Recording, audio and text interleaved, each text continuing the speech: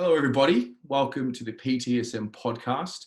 We're here exploring all things sport, the industry, whether it be athletes on field or general managers off field. And speaking of, I've got the current general manager of the Adelaide 36ers, Jeff Van Groningen. Jeff, hello, mate. Hi, Terry. Good to be here. Well, it's great to meet you.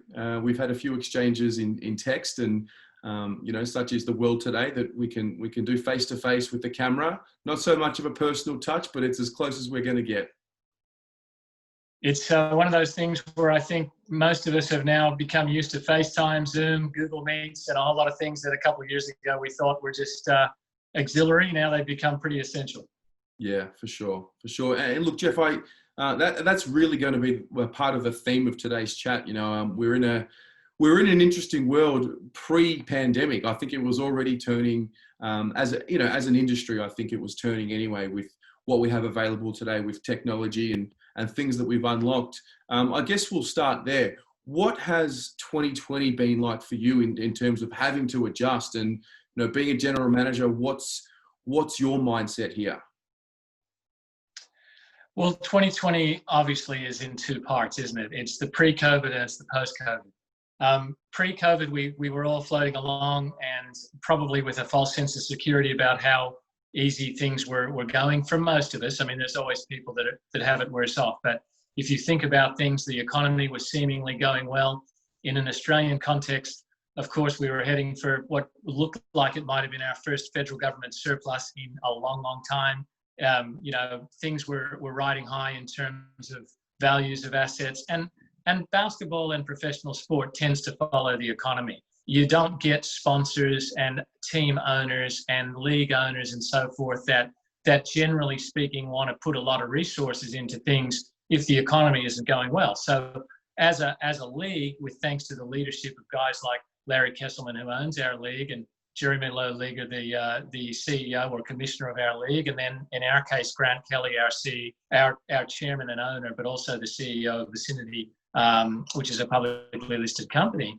All those things intertwined to say that the economy was going well. And then, of course, there was this unprecedented, for most of us, unforeseen period of time that just hit us like a brick over the head. And ever since then, variously, we've been, depending on what industry you're in and depending on who you work for, you've either been scrambling or you've been methodically trying to pick your way through it. And I think in our case, I can honestly say that due to the leadership that we've had by our chairman and owner at the Adelaide 36ers, Grant Kelly, we feel like we have picked our way through this in a very methodical, well-led way. And it's much credit to him that we have done that. And one small example, Terry, is that we had dispersed to these type of meetings that we're having now, that you and I are having now, well before just about any business that I know. I can't speak for all of the other 9 NBL teams, and I think most of those are extremely well run. But I know in our case, I'd be surprised if anybody had gone to a executive style meeting format as quickly as Grant Kelly had us go to. And I also believe that at the league level, Larry and Jeremy had that league, quite nimble and on its feet, ready to deal with what was coming. We had the advantage of Grant Kelly being a retail doyen in the country, getting across some things much earlier than most businesses about, hey, this is real, this is going to come and it's going to hit us, and he was extremely well prepared. So we at the Adelaide 36ers we're beneficiaries of that. But it's not to say that times aren't hard and the adjustment is not difficult. And I, for one, sitting, a long way away from Adelaide in my home city of Brisbane, which I normally wouldn't be here this time of year, I'd be down in Adelaide and running things there basketball-wise. I, for one, can't wait to get back on a plane, to get down where the rest of the office is and so forth. But these are the adjustments we've made. But the main thing that I can say is that we made those adjustments in a really methodical way. And that's not a bragging point. It's just an observation. And then I've looked around and seen many other industries, and I just feel sorry for so many workplaces where the COVID-19 environment hit them and they look genuinely unprepared. There's panic around it. And I just think it's a terrible time for so many. So I have great sympathy for that, but also great gratitude for the way we've been led through this. For sure. And I guess for you personally, being in the role that you are, and I guess the role that you play for the organisation, so to speak, what are some of the key components to keeping a level head? Because obviously, as a leader, that's your responsibility. I mean, I'm sure you have your own qualms or fears about what's happening, and an observation I've made, not just with basketball, but with a lot of other sport leagues, is really that you can't show that you're panicking too much. So what's that been like for you? Well, I think that I've benefited a little bit by the fact that I've been around now for so long in our league. And my first job was in 1994 with a team that's not even in the league anymore, the Geelong Supercats. And at least they're in the NBL 1. Go Supercats. But with the Melbourne Tigers, with the Brisbane Bullets, with the Sydney Kings, and now with the Adelaide 36ers, I do have the benefit of drawing on some experiences. And what I have learned is that no matter how bad you think things are, they're usually not quite as bad as you think. And no matter how good you're being told things are, they're often not quite as good as you might think at the time. And it brings a level-headedness to most of us that have been around this thing for a long, long time. So in answer to your question, in terms of how I try to lead the basketball department, it's with some steadiness. It's with a sense of never panicking, no matter how bad a day seems to be. If you miss a player target, if recruiting isn't going your way, if you have a mini crisis, all these things do pass if you handle them well. And mostly and generally speaking, when it comes to challenges that we all face, and we will, every one of the 9 teams in the NBL and every one of the NRL, AFL teams, it doesn't matter what you're talking about, we'll all face challenges in terms of personnel. We are dealing with human beings. We're not dealing with inanimate objects. These are human beings with a soul, emotions. They have various backgrounds. They have various things that they are working to. They're trying to look after their family. Generally speaking, 99% of the time, these guys are not trying to mess up. They're not trying to make a drama. But sometimes dramas come, and sometimes mess come because we are human. That's called human error. And so with all of these things, I think we keep a level head. We look at it for what it is. We realize the sun's still going to come up tomorrow, and we press forward. And in my leadership style, if you can call it that, would just be simply that: level-headedness. Take a deep breath. One of the things that I have done this year, and I compel myself to do it, is that if I'm caught up in the emotion of a moment, because I'm human as well, I force myself to sit on it for another day. Yeah, right. I force myself to sit on it an extra day before I respond. So if I get a text that I don't like, or I see an email, that my natural propensity is to just go bang, because I have the ability to do that. I have a reasonably, sharp tongue. I can reply in kind, but I generally don't now. I'll try to sit and I'll try to wait. And it's amazing how if you get to the next morning, you often find yourself not going to write what you may have written the night before. And so that's one of the rules that I've tried to live by. Now it's not perfect. There's still the occasional time I can't help myself, but that's one of the things that I do. So my leadership style is one of a sound and quiet approach to dealing with the problems that come, and also realizing that life isn't perfect. And while you're waiting for the perfect day to come around the corner, you're going to be waiting a fair while. So you may as well learn how to deal with the days that are not perfect, and you'll hold yourself in a much better position if you do. So it's some of the things that I try to do. But again, not a finished product in that regard, but working on it. No, I enjoy the notion of equilibrium. It's something that resonates with me a lot. And moving, we're talking about being able to react and being able to adapt to the situation. Let's go back to pre-COVID, because my observation of the sport, world as a whole, I felt like we were moving into this, I guess, a perfect storm, based on the fact that the way that people were consuming sports is changing pretty quickly. It's not so much a linear game anymore with you and the TV, so to speak. We've added this second screen, and there's all different types of technologies that have come to help the game in various ways, in various segments, whether it be on court, off court. So talk to me a little bit about what your experience has been with the shift in the sports industry. Yeah, no, it's a massive shift, and I think that if you go back 10 years, 15 years, the notion that you can watch and consume sport on your own mobile device was there, and the pioneers of that were working on that. But I think most of us in the mainstream, if we're honest, looked at that as a sideline. We looked at that as, look, that's a nice addition, but I'm still going to get it on my, meter wide screen, and that's always going to be how it is. And if I want to watch, Collingwood Carlton, that's the way to watch it. If I want to watch an NBA game, that's the way to watch it. NBL, I'm going to consume that on a large screen. So therefore, the idea of TV rights income, that was the be all and end all really when it came to media platforms producing money. It was still all about the television screen.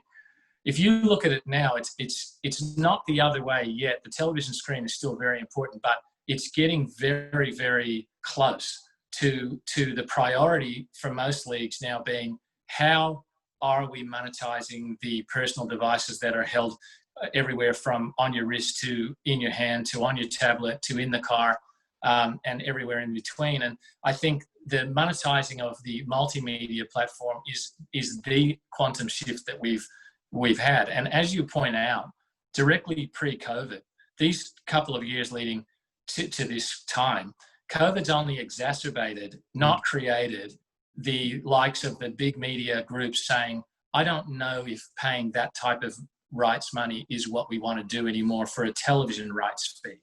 They were already shifting that way. And then COVID hit and they said, and now we're definitely not. And you can see that in various of the football sports and so on and so forth. And it'll happen in the NBA and it will happen in the NFL and Major League. Even the big leagues are not immune from that. So the TV is driven by the market. The market will always find its equilibrium, to use your word. It will find, it's a market-driven scenario. And so when you look at TV rights money, the rights money that was generated, say, for the AFL and NRL, which was massive, billion-dollar deals, not million-dollar deals, billion-dollar deals. If you look at the strategy behind that, that was mainly for two different reasons. Those that consumed the sport for its own, in its own right, for the 100 minutes of AFL football or the 80 minutes of rugby league, and using that platform to lead into other high-rating programs like the news on a Sunday evening or the news on a Saturday evening. That's the well-known strategy, tried and true for decades, to say it's not just that we know that 1 million people want to watch a huge blockbuster AFL game. It's that they're going to leave it on Channel 7 as it goes into the evening news, and therefore our news ratings can try to defeat Channel 9's news ratings or whatever it might be, and Nine's doing the same thing with rugby league and so on and so forth. So these things were all about that traditional ratings play. But now we have Instagram, where people are literally, multi-millionaires if they have enough followers. And you have this social media phenomenon where companies are paying massive money if someone is that influential on that platform. These things are also worth money. Streaming to your phone is worth money, streaming to other devices. So it's a very, very different world. And like the TV world, it's still driven by the market, and it will always be driven by the market and will find its place. But what we have to do as a sport in the NBL is just be nimble enough and agile enough to adapt around it. And maybe the fact that we've not been a sporting giant in terms of revenue plays in television terms, really for a long time, maybe that actually has held us in a reasonable position for readiness for this new era, because our NBL head office had moved to owning its own content and running its own show from a media provision point of view quite some time ago. So that should give us some comfort that our head office is very across how media works. I think we're pretty savvy in that area. Now we've got to work out how to monetize that to a higher level. Yeah, that's part of the challenge, for sure. Sure. Yeah, I listened to an interview you did recently being November, when you first came across to the Adelaide 36ers. And one of the comments you made, which I want to discuss and break down a little bit more, was you were talking about, you've come from various different organizations and all the experience that you have. And you come into Adelaide, who are a team who have a different set of values, maybe not so different to where you were previously. But the point of what I'm trying to say is, What's it like going into a new organization and trying to keep a winning formula, but then also knowing when to add your personal flavor? Well, again, much of that, it depends on the willingness of those around you to incorporate your ideas, to work collegiately with you. What is your brief? And in my case, the brief given to me by our chairman and owner, Grant Kelly, was come in and assist us in creating a basketball department that's different than what it's been.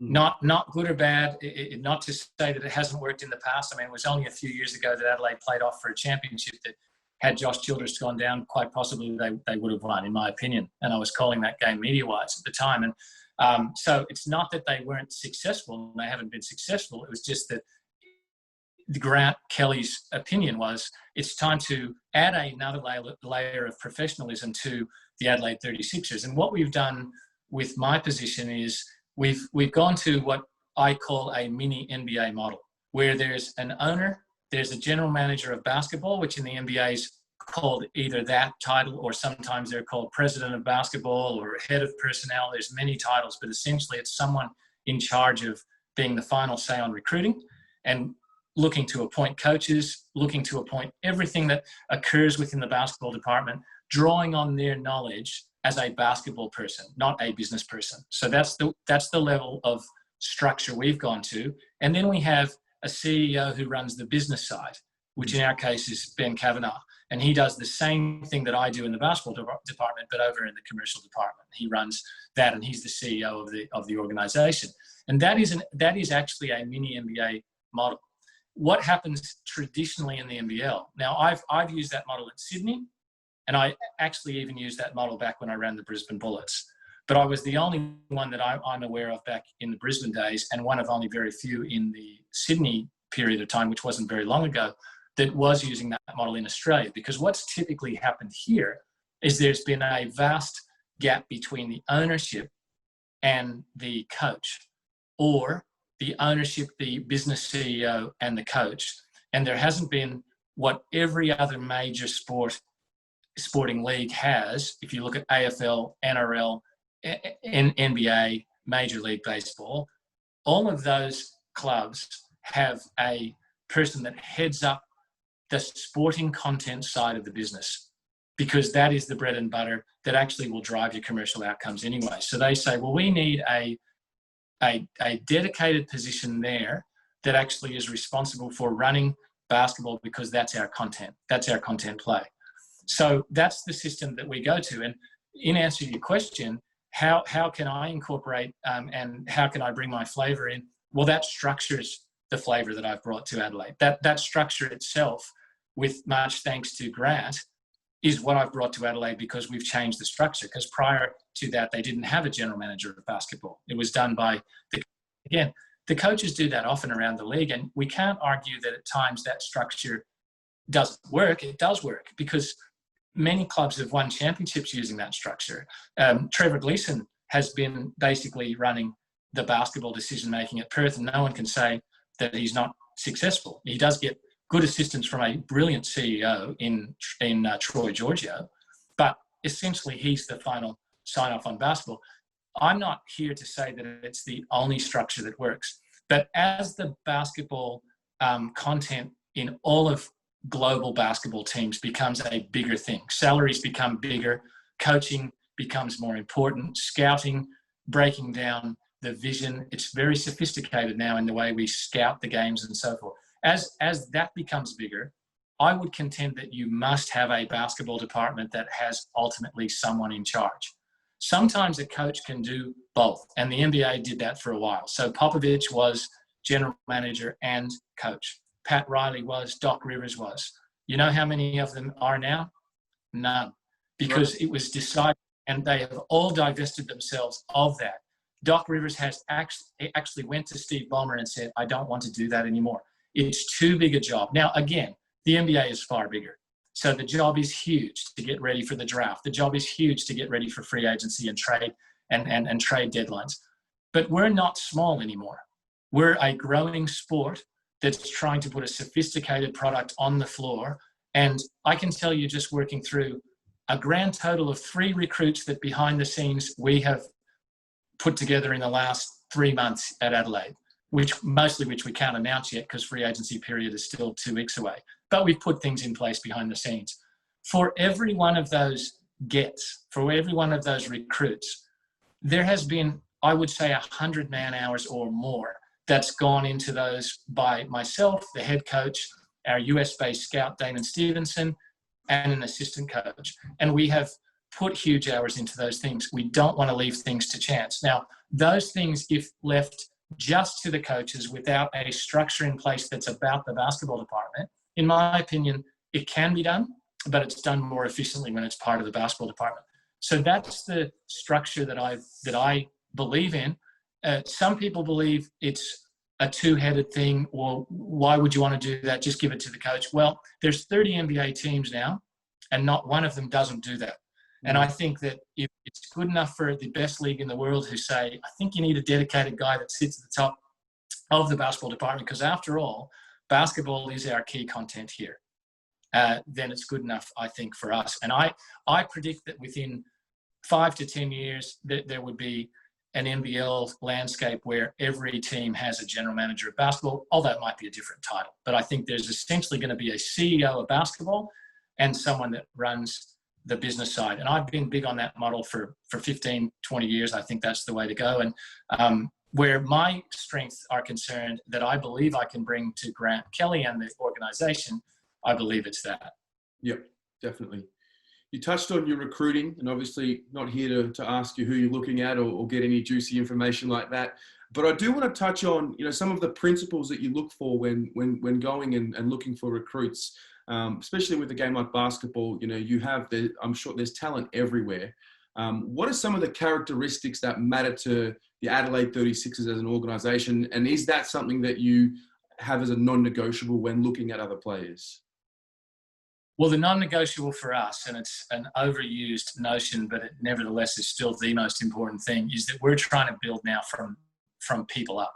We must get the right people, and we must get the right basketball skill set. But if we get the basketball skill set without the person being satisfactory, we must leave that recruit behind. Right. Now, when you go on record like I am now of saying that, it's very easy for others in 6 months' time, if somebody has an indiscretion or we have to make a player cut, or people say, well, how'd you go with that? Well, again, I come back to the fact that we're dealing with people. We're dealing with human frailties, and sometimes you do get wrong-footed, and sometimes the pressure of the season, the pressure of the moment, other factors that we can't control in that guy's life can overcome our belief that this person was the robust, strong character that we need at the Adelaide 36ers. But nevertheless, we plow into the recruiting on the basis that we believe we're getting the right person. Now, that's not to be mistaken with believing that you can, in our case, we sign 11 players because we've got Josh Giddey as a next star, so we can sign 11. That's not to say that our 11 players are all going to look the same. They can't all be the into the valley of death go the 500 leader. And you don't want 11 of those. Some must lead and some must back up the leaders. And too many cooks in the kitchen from a leadership standpoint can be problematic. So they don't all look the same, but they must have some common traits. We must believe that as they walk out into the Adelaide Entertainment Centre, they're going to represent our jersey well. We must believe about the person that after the game, when they circulate around the court, win or lose, that they're respectful, gracious, and appreciative of the people that have come to pay to see them, that they shake the hands of the people in the arena the right way, that they're respectful to the ownership, the front office, but even more importantly than that, respectful to the fans that pay their money to come into the arena. So they must have those common elements. Some may be quiet. Some may be quiet leaders. Some may be extroverted leaders. Some may be followers, but they must all be good people. And so that's what we're recruiting. And then there's no use them being the nicest guy on earth and not being able to play a lick. So we can't substitute talent. You can't paper over talent, unfortunately. Otherwise, we just get a bunch of really good guys. But that's not going to win. And despite the the movie narratives that you see where the minnow beats the giant a lot, it doesn't actually happen a lot. It happens very rarely. Usually the giant wins. But if you can create the giant that actually also cares enough to be a good person, then you start to get something that's a juggernaut, because then you've got a really good team of really good people. And that's what we aim for. So that's in simple terms, that's what we're trying to do. Now, it's a motherhood statement, and many teams will say it. I'd be surprised if the other 8 teams didn't say, well, we're all about the people. We all probably have that aspiration, but we are now forensically fixated on that to the extent that we are turning over every viable rock that we can to find out the background that we can about these guys and understand what we're doing. And then we go in, and then we let the chips fall where they may. And sometimes, as I said, things can overtake a player at a moment. Pressure does strange things, but we try to test that as much as we can before we recruit. And that's, again, why our structure of exhaustive recruiting is something that we believe in very strongly, and hopefully it'll pay good dividends down the line. But that remains to be seen. For sure. I grew up playing basketball myself. I was playing down at the Coburg Stadium where the Giants used to play. I've seen basketball, as a player. I've played for 20 years, and as a fan, which is what I am now. And for many years, the NBL was great for me growing up. When the VHS days were there, and you'd tape the games, and then we sort of moved away. And obviously, the league has had its challenges. I really felt like the last 2 years pre-COVID, the hype and the build-up were, it was very impressive. And we're going to enter a new era now, as you just mentioned. Apart from just being ready for anything and being fluid, what do you picture the themes that will come up from this next era of the NBL and basketball in the country? Well, the advantage that we have at the NBL level is that we're a truly professional league, the way we run our league. So while places like China, and I'm not disparaging China, the Euro League, or any part of Europe, because they have some fantastic basketball, and they certainly have amazing players. They get amazing imported players because they have budgets, and they have amazing local players, especially in Europe. If you're talking Spain, you're talking Greece, Italy, places with long traditions of basketball, Russia, the Baltic states, all very, the Balkans, Serbia, Croatia. Those places have amazing players. But our league is actually a sophisticated, well-run, together league. We have ownership that cares, both at the league level, but also at the team level. We have people that are in it for the right reasons. And I think that what emerges over the next couple of years, especially coming out of the COVID-19, we're in it at the moment, but hopefully we're coming out of it at some point, because it's getting very monotonous for all. But what we want to do is we want to build on the fact that during this period, and I think this year coming up will show it, people say, wow, this is the place we want to play. Is the money as high as the Euro League? No. You can get a lot more playing in China. But what can you get out of your game, and how much enjoyment in life can you have by being in Australia?